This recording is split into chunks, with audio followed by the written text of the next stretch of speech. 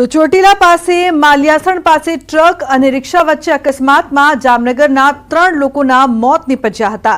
એક સાથે ત્રણ અર્થીઓ ઉડતા હૈયાફાટ રુદનના દ્રશ્યો સામે આવ્યા। જામનગરના ગુલાબનગરમાં રહેતા વાંઝા પરિવારના 3 લોકોના મોત થયા। લગ્નમાં ચોટીલા જઈ રહ્યા હતા ત્યારે માલિયાસણ નજીક આ ગમખ્વાર અકસ્માત સર્જાયો હતો। અકસ્માતમાં એકના એક પુત્રના મોતથી પરિવાર પર આભ ફાટી પડ્યું। ट्रक वालों रोंग साइड में आवतो तो ये ऑटो रिक्शा ने उलाड़ी एम एक्सीडेंट थी गयो ने 3 जना राजकोटना छे एम टोटल 6 जना वया गया। तो राजस्थान में भयानक अकस्मातना सीसीटीवी आव्या छे सामे। बाइक सवारों पर पलटी ओवरस्पीड ट्रक नीचे कचड़ाता 2 बाइक सवारना मौत। मृतदेहने बहार काढवा माटे बोलावायुं मशीन। राजस्थानना धोलपुर में एक ओवरस्पीड ट्रक के पलटता समय बाइक सवार युवकों ने कचड़ी नाख्या। ट्रक नीचे कचड़ाई जवाथी अने बाइक में आग लागवाथी बंनेना मौत थया। हाइड्रा मशीननी मददथी ट्रक ने हटावीने बंनेने बहार काढवामां आव्या हता। अकस्मातनी घटना अने हचमचावता सीसीटीवी सामे आव्या छे।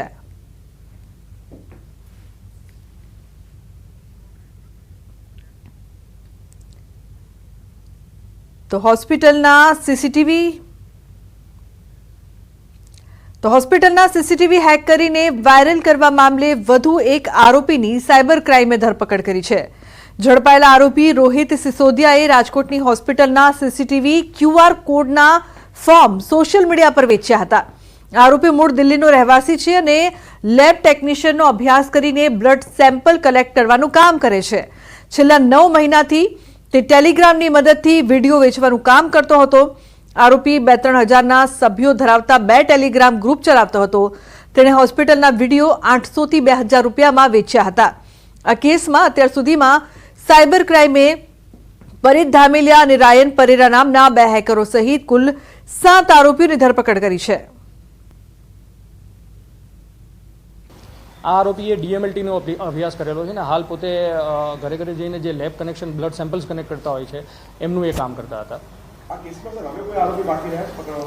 અત્યાર સુધીમાં જે મેઇન આરોપ જે કે અમારી તપાસ છે એમાં સીસીટીવી હેકથી લઈને એમને ક્યુઆર કોડમાં કન્વર્ટ કર્યું અને વેચનાર અને એમને અલગ અલગ સોશિયલ મીડિયા પ્લેટફોર્મ પર અપલોડ કરનાર એ બધા આરોપીની અત્યાર સુધીની ધરપકડ થઈ ગઈ છે અને અમે આ બધા 7 આરોપીઓ અત્યારે અમારી પોલીસ કસ્ટડીમાં હોય એની પૂછપરછ કરી રહ્યા છીએ।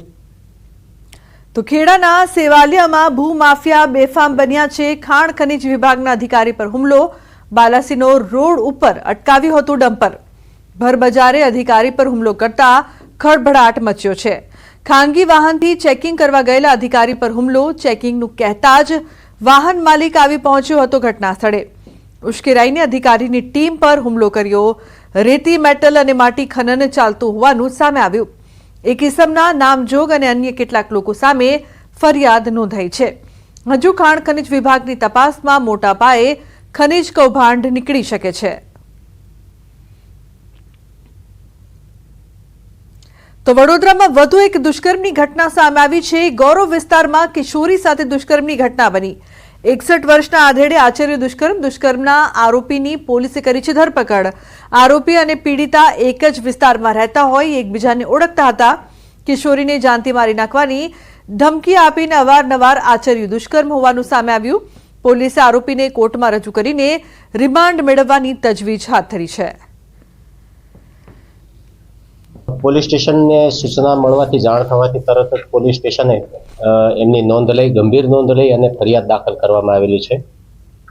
સદર ગુનાના કામે આરોપી જે છે એમને સ્થાનિક પબ્લિક દ્વારા થોડી હાથાપાઈ થવાથી એમને દવાખાને સારવાર અર્થે મોકલેલ હતા અને એમને પોલીસ દ્વારા અટક કરવામાં આવેલ છે। तो बीजी तरफ भावनगर में વધુ एक दुष्कर्मनी फरियाद। 16 वर्षनी सगीराने मजूरीनी लालच आपीने दुष्कर्म आचरवामां आव्युं। सगीराना दादीए नोंधावी फरियाद। पोलीसे एक आरोपीनी करी छे धरपकड। ज्यारे एक शख्स फरार। पालीताणा रूरल पोलीसमां पोक्सो सहितनी कलम हेठळ गुनो दाखल करायो छे।